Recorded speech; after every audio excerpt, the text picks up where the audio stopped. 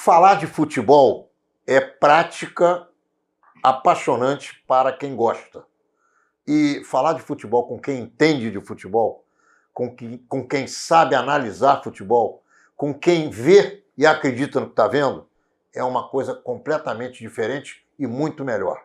E é por isso que eu fico feliz e anuncio a conversa que nós vamos ter agora com Paulo César Vasconcelos. Você tá bom, meu irmão? Tudo bem, Ronaldo. Obrigado pelo convite. Um grande prazer estar aqui para conversar com vocês. Já temos uma resenha praticamente diária na orla, fazendo nosso exercício, mas hoje, enfim, vamos botar a prosa em dia. É um prazer muito grande conversar contigo. Obrigado. Principalmente sobre futebol brasileiro, sobre os clubes do Rio de Janeiro, sobre o Campeonato Brasileiro, Taça Brasil e também a Libertadores. Menorá na TV entrando no ar mais uma vez. Estamos dando início ao primeiro bloco de Menorá na TV com Paulo César Vasconcelos e o papo hoje é futebol brasileiro.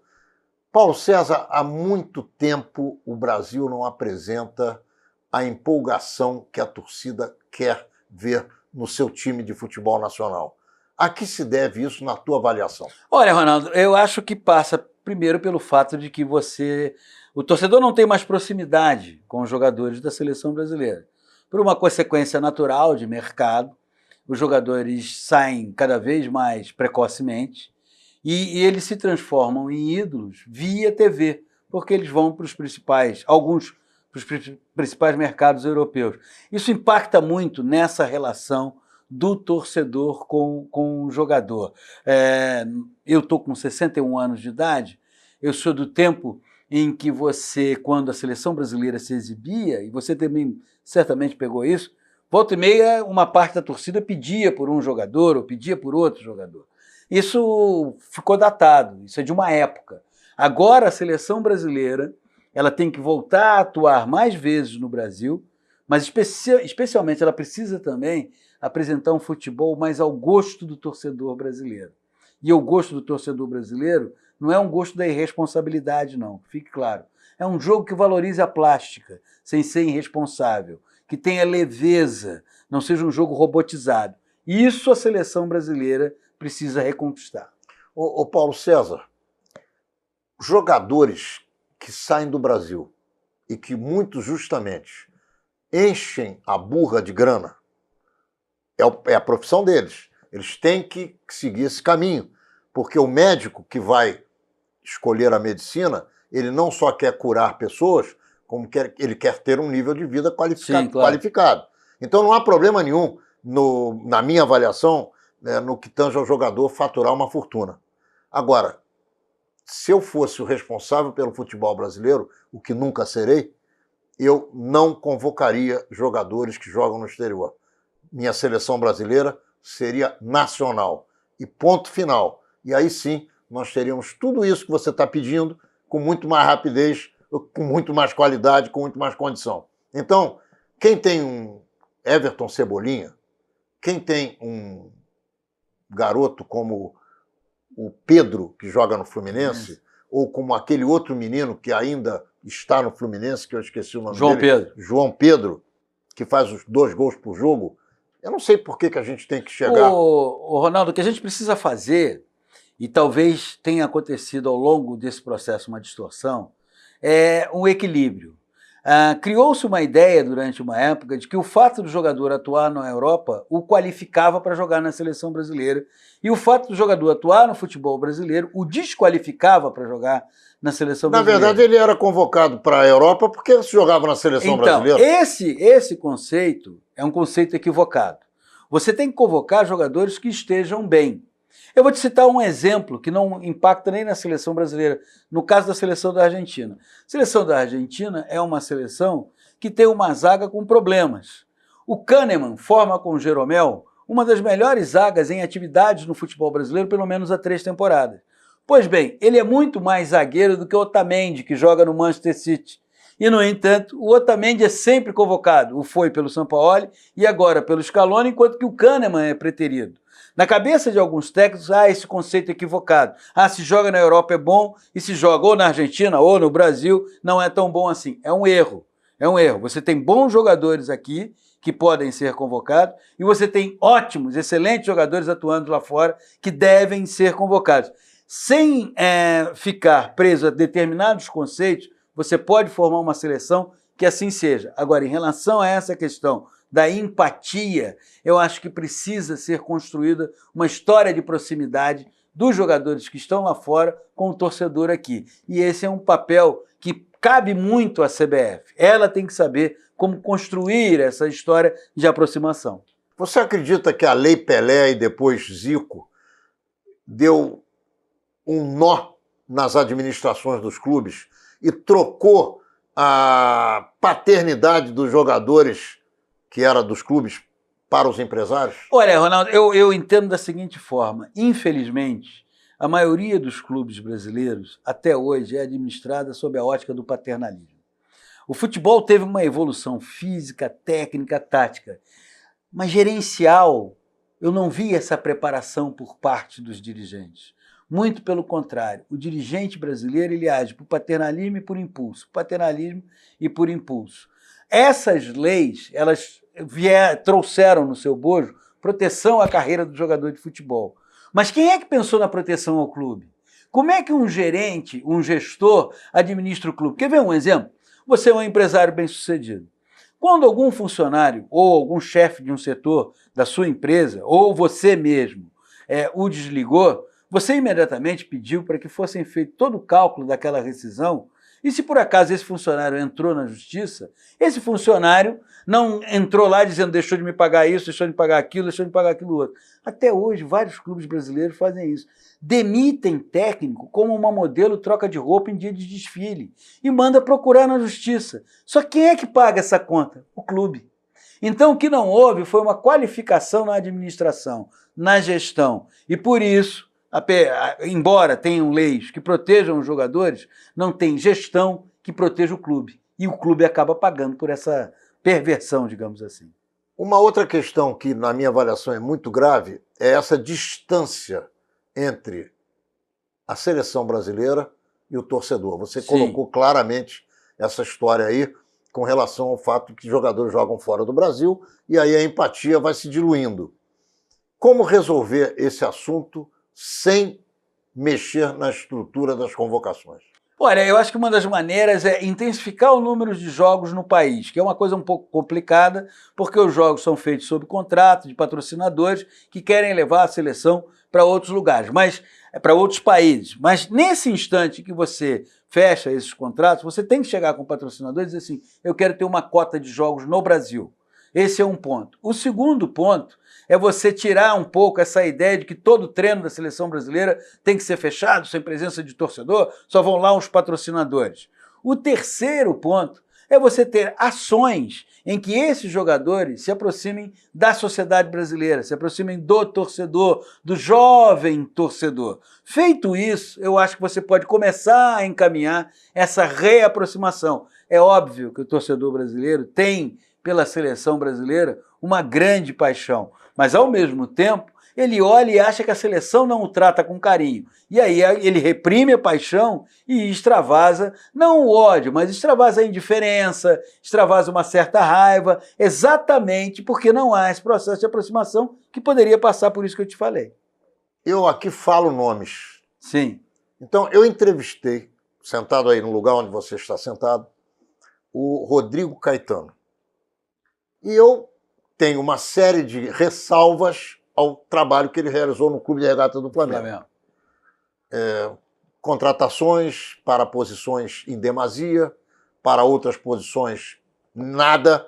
O Flamengo ficou sem goleiro num determinado momento, ficou sem back central, para nós mais antigos, seria o que se chama meio de área. Zagueiro, meio de área. Enfim, e eu fiz uma pergunta a ele. E eu vou fazer a mesma pergunta a você. Ele me respondeu de uma maneira que eu não gostei. Vou ver se você me responde de uma maneira que eu gosto. Tenho certeza que sim. Eu perguntei a ele qual é o maior adversário do Clube de Regatas do Flamengo no Brasil. E ele me respondeu o Palmeiras. Já estou te dando a dica. E eu disse a ele, olha, o Palmeiras é o teu maior adversário. Porque quando você chega com grana, o Palmeiras já chegou antes com mais grana. Claro. Não é disso que eu estou falando. Eu estou perguntando qual é o adversário do Clube de Regatas do Flamengo. Para você, quem é? Eu acho que é o próprio Flamengo. Eu acho que o Flamengo, ele precisa, talvez seja no futebol brasileiro o clube com o maior número de ex-presidentes vivos. Cada presidente tem uma corrente, cada presidente tem uma linha política. Independentemente disso, que eu acho que é saudável, porque é um clube que tem uma temperatura política em alta, um ambiente democrático em alta, e acho que o Flamengo precisa, dentro do seu processo eleitoral, aumentar o seu colégio eleitoral, abrir mais possibilidades da participação do seu torcedor. São 40 milhões de rubro-negros espalhados pelo Brasil e, no entanto, as eleições têm no máximo 3 mil votantes, 3 mil eleitores. Por que eu digo que o maior adversário do Flamengo é o Flamengo, na minha visão? Porque, embora hoje passe por uma situação financeira estável, me parece que ainda falta muita convicção sobre o trabalho a ser realizado. E por isso o Flamengo tem uma rotatividade de técnicos. E quando você cita o Rodrigo Caetano, contratou aqui, contratou ali, cadê a gestão que não perguntou, mas por que você está fazendo isso?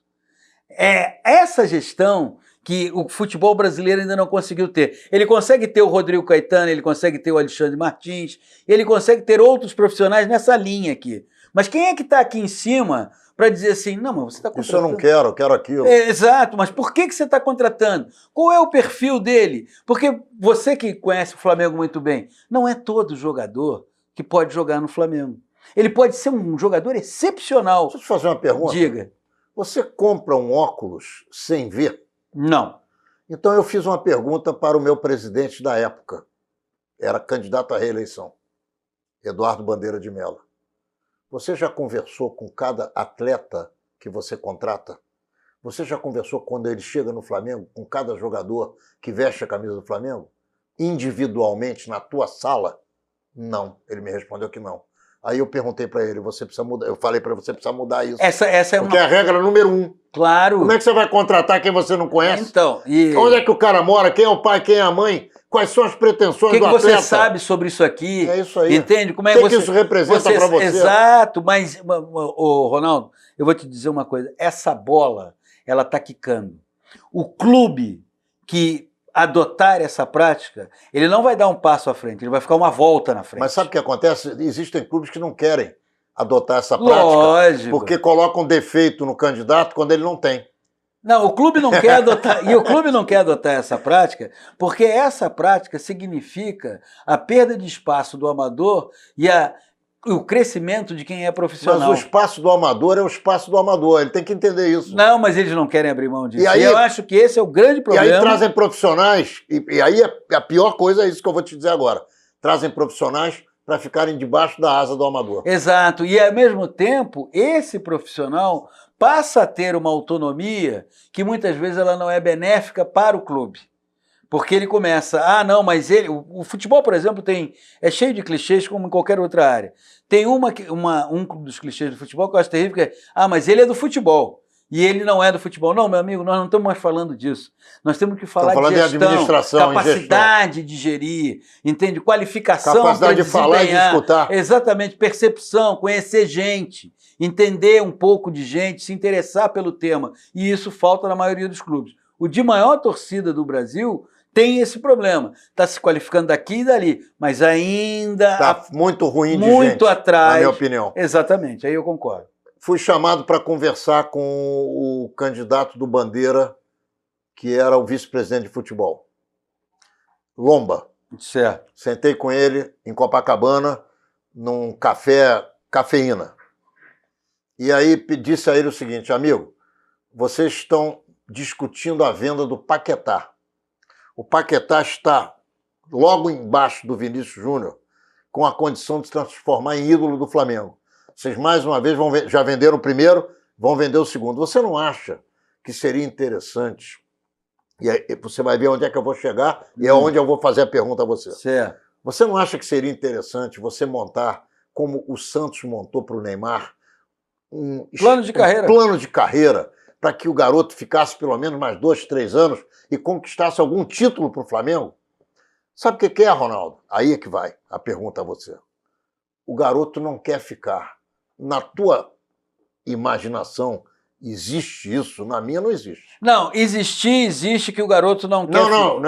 Não existe isso ser o determinante. Ah, não. Agora, você tem que acenar para ele com possibilidades que justifiquem a permanência dele. O caso do Paquetá, por exemplo, ele foi para o Milan. Ok, o Milan é um clube que tem uma história na Europa, não passa por uma das fases mais vitoriosas. Mas vou pegar um outro jogador do Flamengo que foi e voltou. Tá no Grêmio. O Felipe Viseu. Tá no Grêmio. Saiu para Udinese. Também não é titular no Grêmio. Não, eu sei, mas saiu para Udinese.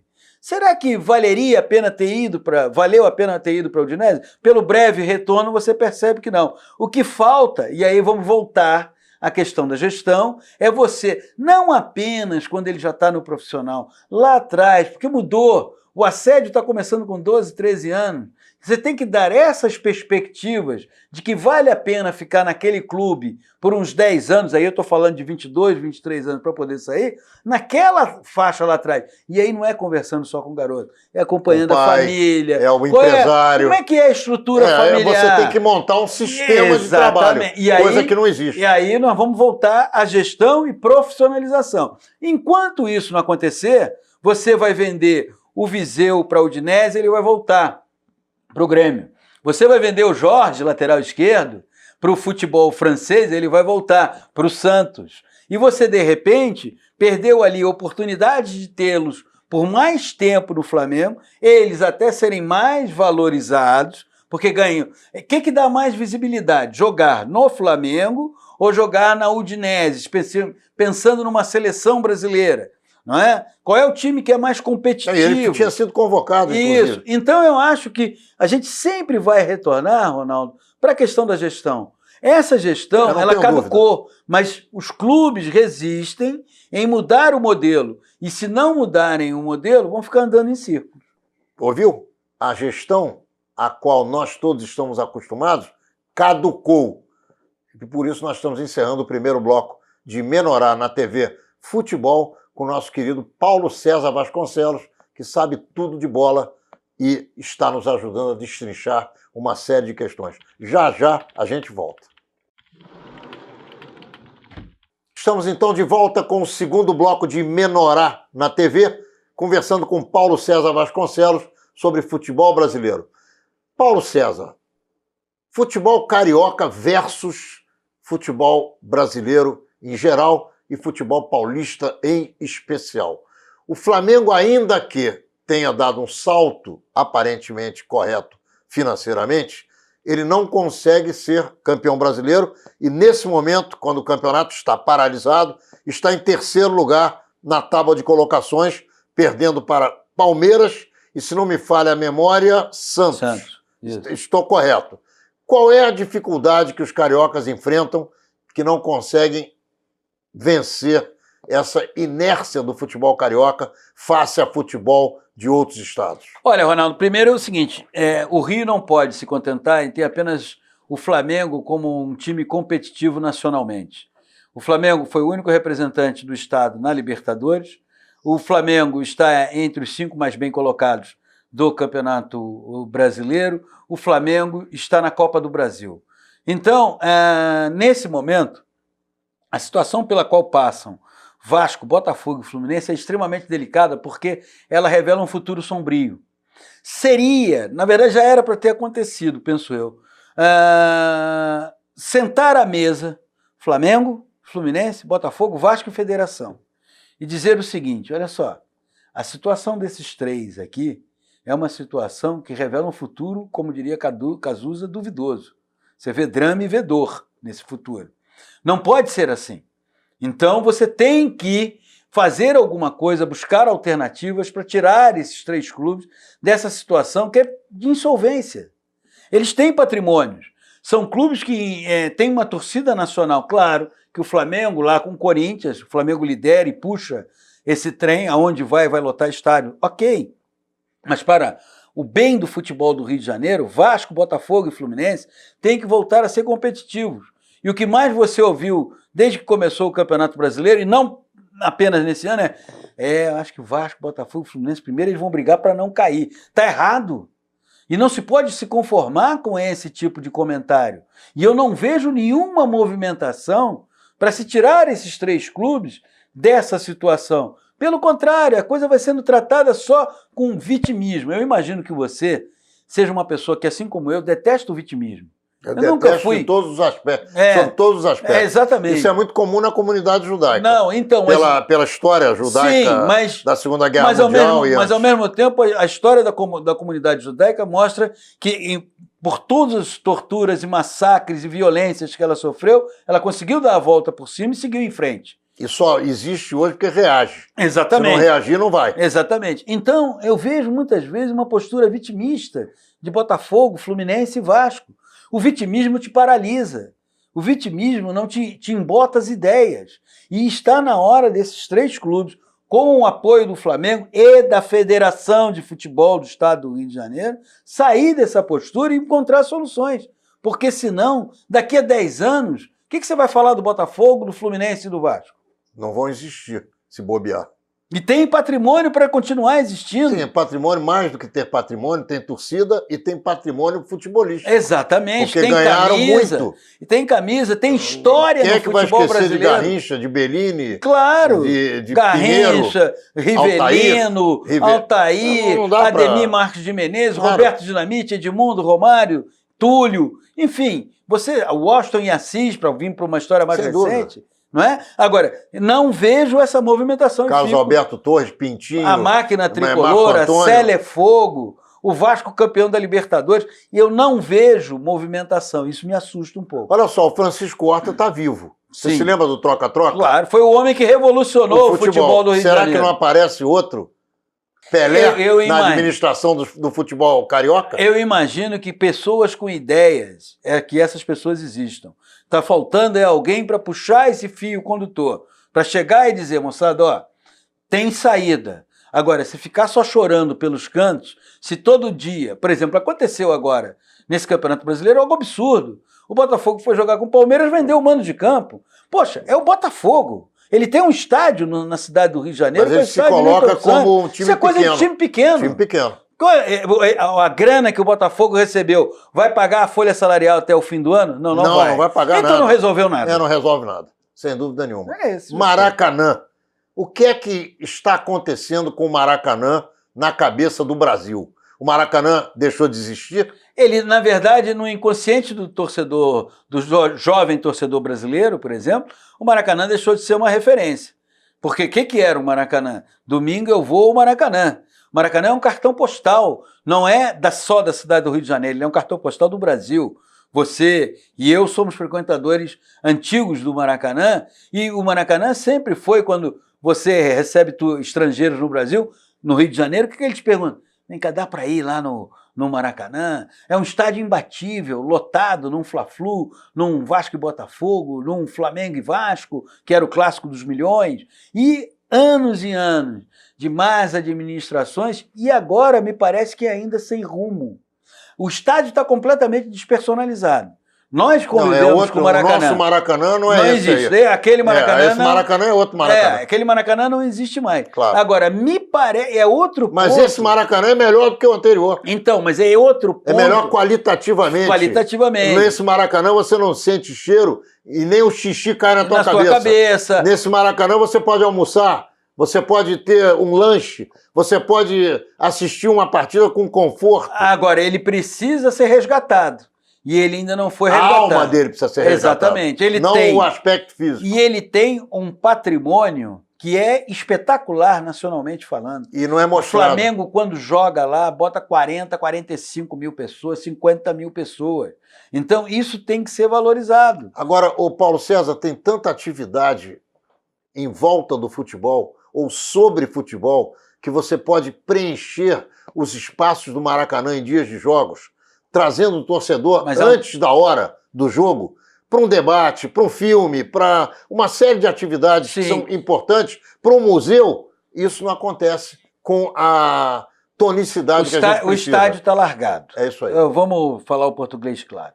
O estádio está largado. Ele não está largado de agora, ele já está largado de algum tempo. Está sem alma. Exatamente. O espírito dele voou. É preciso que o estádio, primeiro, seja readotado.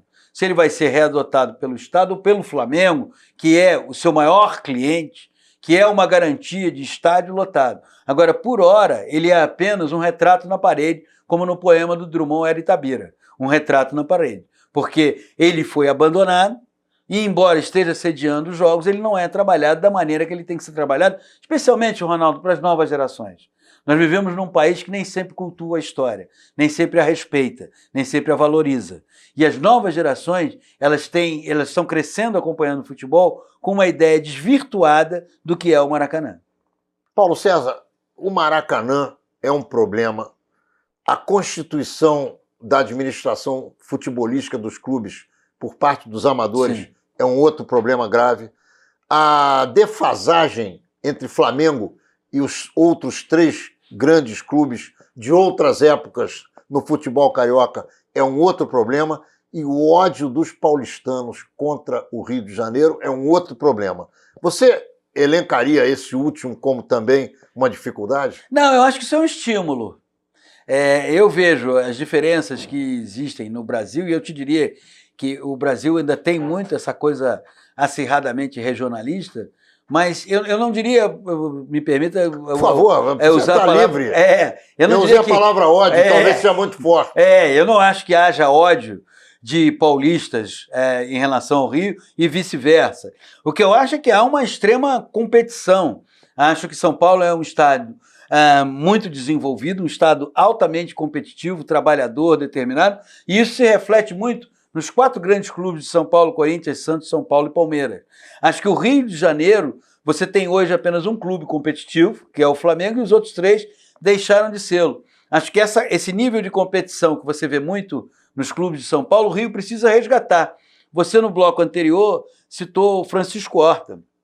Para quem não se lembra, os mais jovens, a primeira grande jogada do Francisco Horta foi contratar o Rivellino no Corinthians, que era conhecido como garoto do parque, mas que é torcida do Corinthians pelo jejum de título. Estava vaiando o Rivellino e coisa e tal, e aí ele trouxe o Rivellino e a partir do Rivellino ele montou a máquina tricolor. Isso chama-se competitividade, competição. A competição é sempre saudável. É claro que a competição também é algo que exclui aqueles que não têm capacidade, que não têm força, que não têm estímulo, que não têm motivação. A competição é isso. Ela vai te exigir o máximo e você tem que entregar o máximo. Quando eu vejo 3 clubes do tamanho de Botafogo, Vasco e Fluminense sem capacidade de competir, é preocupante para o futebol do Estado. É preocupante para quem gosta de futebol como eu e você, até do ponto de vista nacional. O bloco dos grandes clubes brasileiros não pode ter Botafogo. Não pode prescindir do Botafogo, do Vasco e do Fluminense. Não pode de maneira alguma. Resgatar esse espírito de competição que São Paulo nunca perdeu, por isso que eu digo não tem ódio, que tem a competição, é muito interessante. E essa capacidade me parece que está o Rio está levando muito tempo para buscar isso. O Paulo César, eu considero o elenco do Flamengo um bom elenco, com dificuldades em determinadas posições. Se você fizer uma comparação do elenco do Palmeiras com o elenco do Flamengo, o Flamengo não perde. O time do Flamengo é melhor do que o time do Palmeiras no papel. Chega na competição, o Flamengo não consegue chegar na frente e se manter numa primeira posição no Campeonato Brasileiro. A que você atribui esse tipo de coisa? Você acredita que as mudanças de técnico fora de hora que o Flamengo tem feito tem prejudicado o clube? Sim. Veja bem, Ronaldo, vamos lá. Com a saída do Maurício Barbieri, ano passado, o Flamengo, com o Barbieri, teve um momento de ascensão, depois teve um momento de queda. Pois bem, o Flamengo foi... O Barbieri substituiu o Rueda. O Barbieri substituiu o Carpegiani. O Carpegiani, perdão. Isso. Exatamente. Mas antes o Rueda já havia substituído o Zé Ricardo. Ou eu não me lembro se foi o Zé Ricardo estava lá e foi o Jaime que substituiu o Zé Ricardo? Não, o Jaime ficou interinamente. E aí veio o Rueda. Aí veio o Carpegiani. Aí veio o Rueda. Veio o Rueda e depois o Carpegiani. O Flamengo, por exemplo, ele implode a sua comissão técnica liderada pelo Carpegiani após uma derrota para o Botafogo. E aí ele é eliminado das finais. Uma derrota de título. Nas semifinais do Campeonato Carioca. A condição de disputar. A condição de disputar. Traz o Barbieri, o Barbieri já estava lá, interino. O Barbieri sai, entra o Dorival e o time terminou a temporada jogando bem, E não perdendo. E não perdendo, com uma campanha sólida. Só que trocando de diretoria. Aí, ao invés de manter o Dorival, não, promessa de campanha, ou acordos de campanha, enfim, trouxeram o Abel. Mas desde o início percebia que sem muita convicção. E aí eu te digo, o estilo de jogar do Abel é um. Será que é esse estilo que se quer para o Flamengo? E aí começou a cobrança em relação ao Abel. Vamos falar um pouquinho do Abel, mas eu quero deixar você terminar o teu raciocínio. E aí, eu quero falar do Abel acho contigo. que essas trocas, elas impactam no rendimento do Flamengo. Não há dúvida. Eu tenho a convicção, vou te pegar um clube que tem a segunda maior torcida do Brasil, o Corinthians. O Corinthians, o Fábio Carille, ele é a continuidade de uma linha iniciada pelo Mano, que passou pelo Tite, que veio para o Carille.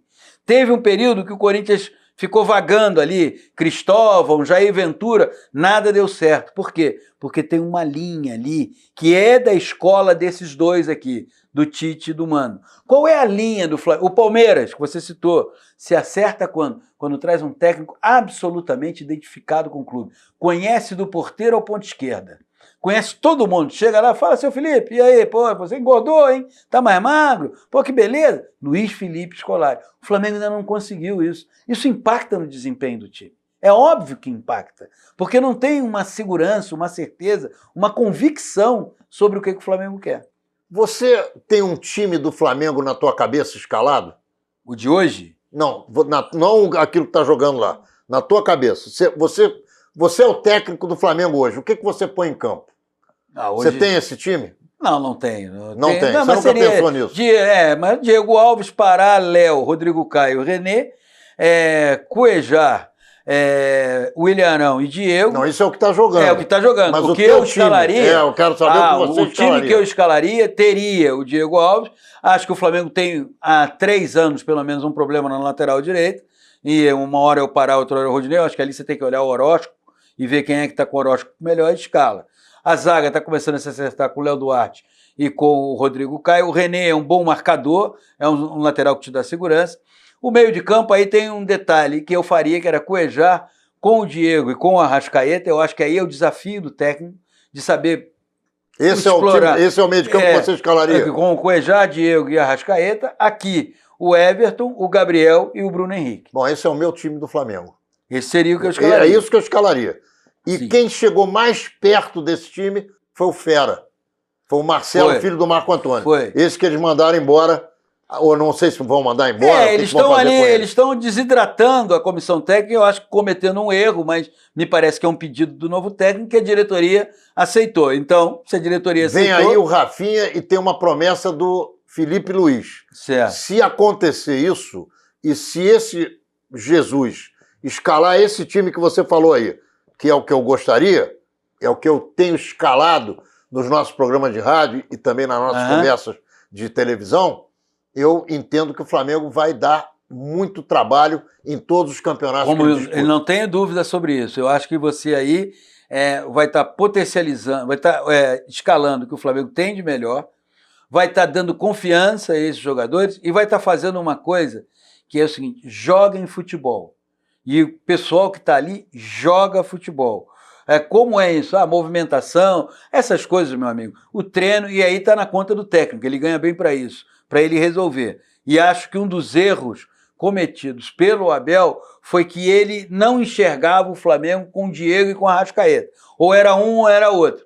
Quando eu acho que era possível você contar com os dois. Muito bem, nós estamos encerrando o segundo bloco de Menorá na TV com Paulo César Vasconcelos e a nossa conversa hoje é futebol brasileiro. Já já a gente volta e nós vamos conversar um pouquinho no início do terceiro bloco sobre o Abel, o desempenho dele no Flamengo e como ele está vivendo depois de um desastre que aconteceu na vida dele e que nós sabemos que talvez seja o mais grave desastre na vida de alguém, que é a perda de um filho. Já já a gente volta.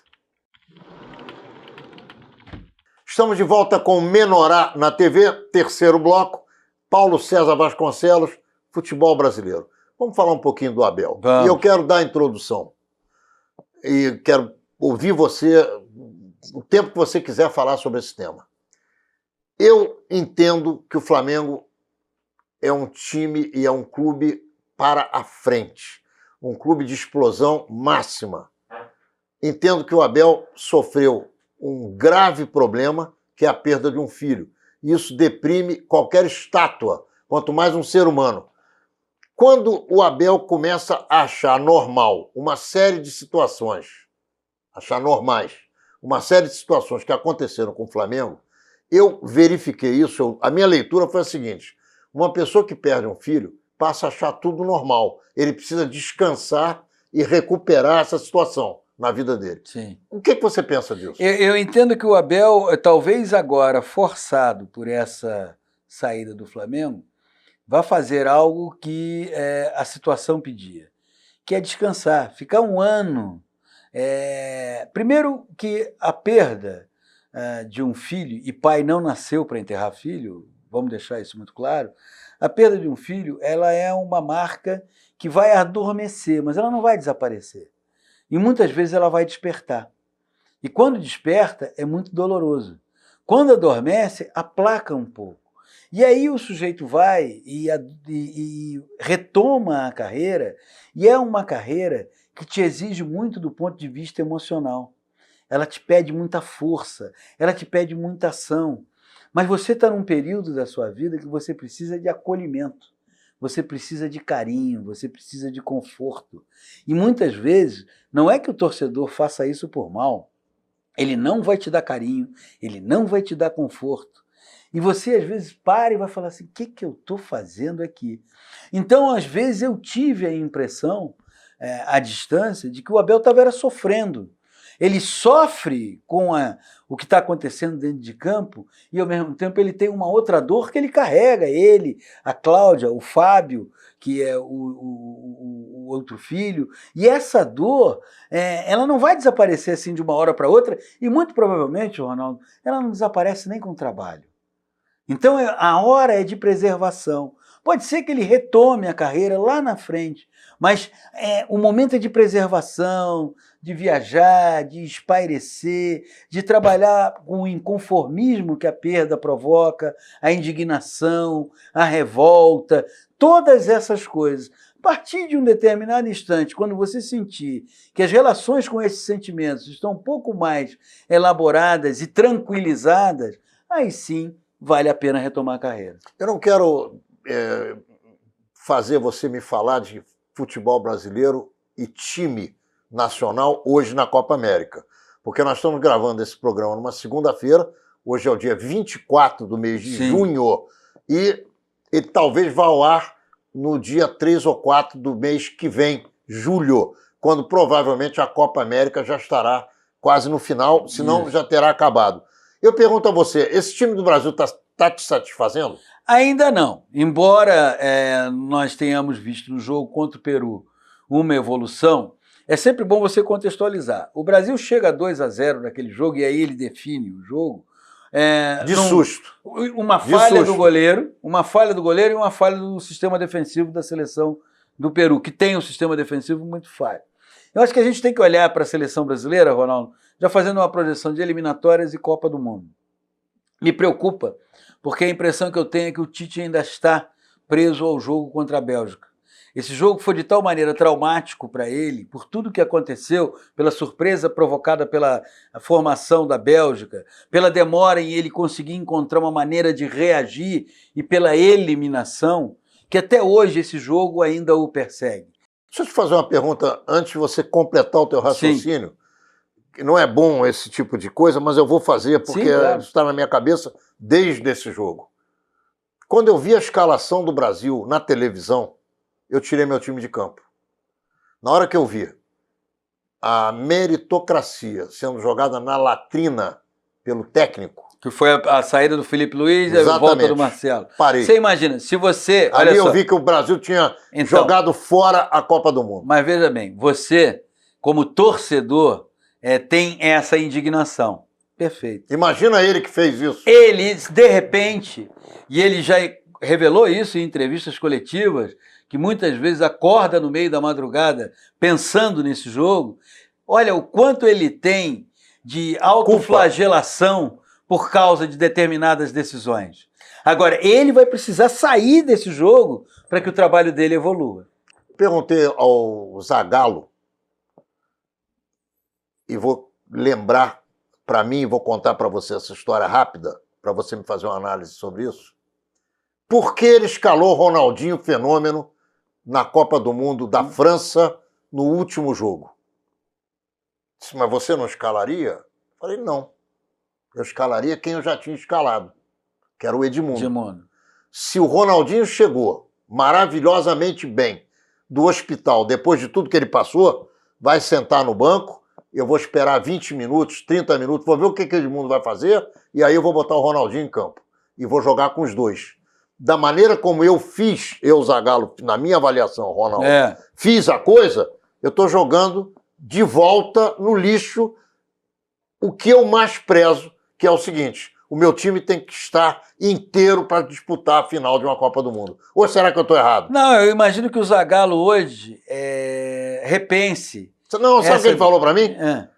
O mundo ia cair na minha cabeça. Deixa cair. Eu acho que assim, você teve 4 anos depois um exemplo muito interessante, que foi com o Luiz Felipe Scolari, onde o Brasil inteiro queria quem na seleção? O Romário. E ele decidiu que não levaria o Romário. Se o Brasil perde a Copa, o mundo inteiro cairia, o Brasil pelo menos cairia na cabeça do Luiz Felipe Scolari. Mas ele apostou na convicção dele. Talvez o Zagallo não tenha valorizado, ou talvez tenha valorizado a convicção dele. Porque se o Ronaldo teve o que teve e não estava 100% bem, ele teria que estar convencido de que o Edmundo era titular. O problema é que eu acho que o Zagallo não ficou convencido disso. E por isso, quando viu o Ronaldo caminhando, entrando no vestiário, ele optou. Porque se ele tivesse convencido, ele teria mantido o Edmundo e feito como você observou aí. O Ronaldo fica no banco até para poder observar. Como é que ele está reagindo aí no banco? Está ligado? Está acompanhando o jogo? Você está vendo que ele está bem? Intervalo do jogo, como é que ele vai para o vestiário? Seria essa a possibilidade. Mas faltou ali, penso eu, convicção ao Zagallo em relação ao Edmundo. Por isso, ele mudou de ideia. Paulo César, eu vou lembrar você um lance que não sai da minha cabeça. Sim. Ronaldinho entrou em campo, foi uma maravilha, todo mundo ficou feliz da vida, porque ele chegou do hospital muito bem, ninguém sabia o que tinha acontecido, e nós estamos ali na torcida. A escalação era Edmundo, de repente, Ronaldinho entra em campo. 5 ou 8 minutos de jogo, ele tem um choque com o goleiro Barthez e cai de cabeça no chão. Naquele momento, deu para notar claramente que ele não tinha condições de jogo.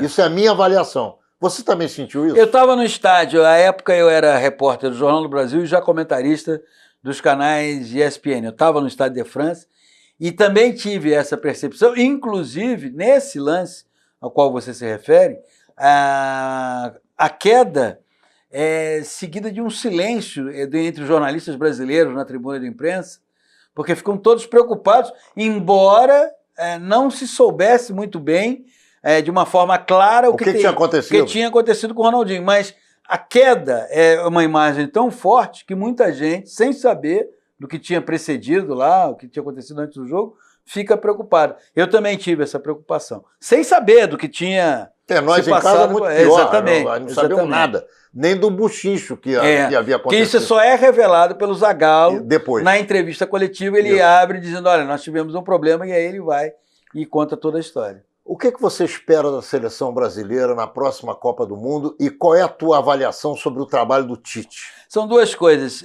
O Tite assumiu a seleção num momento muito delicado nas eliminatórias. E foi muito bem. E conseguiu fazer com que a seleção tivesse uma resposta muito favorável. Não é? A Copa da seleção brasileira não foi boa. O Brasil foi eliminado pela Bélgica, mas o Brasil não teve nenhuma grande atuação. Inclusive no jogo que antecedeu a essa partida com a Bélgica, contra o México, se o México fosse um pouquinho mais qualificado, o México teria feito 1-0. Um minutinho. O que aconteceu na tua avaliação entre o brilhante desempenho das eliminatórias, a convocação para a Copa do Mundo e o fracasso na Copa? O que houve? Eu elencaria 3 fatores. Primeiro, a própria Copa impactou no Tite. Ele tomou um susto com a Copa do Mundo. A Copa do Mundo não... ele, quando a percebeu, ela era maior do que ele, e ele teve dificuldade para... Se você pegar e fizer uma retrospectiva de imagens do Tite à beira do campo na Copa do Mundo, você vai ver que não é o mesmo Tite solto, vibrante, confiante que você via nas eliminatórias. Não, porque ele ainda está no jogo. Aquilo que eu te falei. Ele está preso lá no jogo, como você falou. Do jogo com a Bélgica. Está lá na Bélgica. Segundo, o principal jogador da seleção brasileira, o único que é capaz de fazer uma diferença, vinha de uma lesão, que é o Neymar. Não estava 100%. Terceiro, todo esse ambiente, a insegurança do técnico, a ausência, o fato do principal jogador não estar 100%, ele impactou nos outros jogadores. E aí tem um outro detalhe, Ronaldo. Nós não temos jogadores com alma de protagonista. Nenhum desses jogadores que fazem parte da seleção brasileira, eles não são estrelas nas suas equipes. Todos eles são ótimos coadjuvantes. Esse é um problema que o Brasil vai ter que passar a conviver. O Brasil sempre teve até 2006 formou seleções com pelo menos 3 protagonistas. Vou ficar 2006, tinha Ronaldinho Gaúcho, tinha Kaká, tinha Adriano, tinha Ronaldo, tinha 4. Todos com alma de protagonista. Agora, o único protagonista dessa seleção, desde 2013, é o Neymar. Então, esse protagonista estava meio baqueado ainda, não estava muito bem. Isso refletiu no desempenho da seleção. Olha que coisa curiosa, eu estou tentando te entrevistar, porque eu não tenho qualificação suficiente para isso. Pelo contrário, eu que não sei se eu estou falando bem. Olha só, em toda a minha cabeça futebolística, porque eu penso em futebol metade do meu dia, outra metade eu penso em coisas de judeu, que eu trabalho com isso, mas o futebol para mim é prioritário. Eu não pensei em 48 minutos que nós estamos conversando aqui em Neymar. Isso é um sintoma. Sim, claro. E como muitos brasileiros já aliviaram a nossa própria cabeça com relação ao Neymar. Eu quero dizer a você que hoje eu prefiro a seleção brasileira do jeito que ela está. Porque os protagonistas vão aparecer. Pois é. E protagonistas que querem ser protagonistas. Esse é um desafio que a seleção brasileira tem. Ela não pode, penso eu, não sei se você concorda, abrir mão do Neymar. Mas ela também não pode... Que Neymar? Qual Neymar? No Neymar da Copa de 2014. O Neymar do hotel da mulher? Não, esse Neymar... O Neymar que apanhou da mulher lá e ela está dizendo que ele bateu nela? Qual o Neymar que não pode prescindir? O Neymar da Copa de 2014 até a contusão na joelhada do Zúñiga. Agora, a pergunta que eu te faço, você conhece ele pessoalmente? Não, já entrevistei, mas não tenho convivência. Não tem convivência? Não. Ele quer? Eu acredito que quer.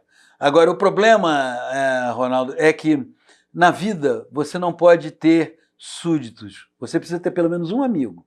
Esse amigo é aquele que vai dizer assim, está fazendo bobagem.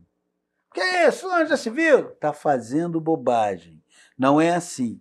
E isso o prejudica muito, isso é muito característico de quem é famoso, ele só tem súdito. O que é o súdito? O súdito está ali... É um baba-ovo. Porque ele está ali se beneficiando de tudo que ele representa. Então o súdito não é crítico. O súdito não vai chegar e vai dizer assim, peraí, não é por aí não. E na seleção brasileira tem um outro detalhe. A seleção teve uma transição que quando ele chegou na seleção brasileira, ele chegou no andar de cima. Pega aí, Ronaldo Fenômeno, estava na Copa de 94. Tinha Dunga... 17 anos de idade, então, 16 e meio. Dunga, Romário, Todo Branco, cascudo, Jorginho, dando selo nele. E gente que veio de Copa perdida, 90, para a Itália. E o Neymar já chegou por cima. Ele já chegou sem ninguém. O rei da cocada preta. Para chegar. E por quê? Porque o Ronaldinho Gaúcho ficou pelo meio do caminho, o Adriano ficou pelo meio do caminho, o Kaká ficou pelo meio do caminho. Se por acaso um desses 3, ou até os 3 lá estivesse, ele não chegaria lá com cetro, coroa e cadeira e o trono para sentar. Chegaria de leve, olhando, coisa e tal. Isso, é claro que isso impactou no seu comportamento dentro da seleção. Pode ser que agora, depois desse último episódio, que certamente o abalou, ele volte de forma diferente. Meu querido irmão, é uma pena, mas o nosso tempo acabou. Terminou. E eu quero te oferecer as nossas câmeras, os nossos microfones, para que você faça suas considerações finais sobre o futebol brasileiro e para que você se despeça dos nossos telespectadores. Olha, é um grande prazer participar do programa, um grande prazer estar com você, uma pessoa a quem admiro por toda a biografia. Acho que o futebol brasileiro está num momento muito delicado porque ele precisa mudar o seu modelo de gestão em relação aos clubes. O modelo atual caducou e eu vejo os clubes com muita dificuldade para buscarem essa modernização que vai valorizar, que vai dar outro perfil à administração e, consequentemente, ao clube. E em relação à seleção brasileira, acho que tem um longo caminho a ser percorrido, mas diria uma coisa sobre o Tite. Enquanto ele ficar preso àquele jogo com a Bélgica, o trabalho sempre vai ter mais dificuldade. Grande abraço para todos. Menorá na TV, entrando no ar mais uma vez, na quinta-feira que vem, às 10 horas da noite, pelo canal 6 da NET Rio. E também em todos os dias e horários que você já se acostumou a nos assistir em repetição. Nos vemos lá.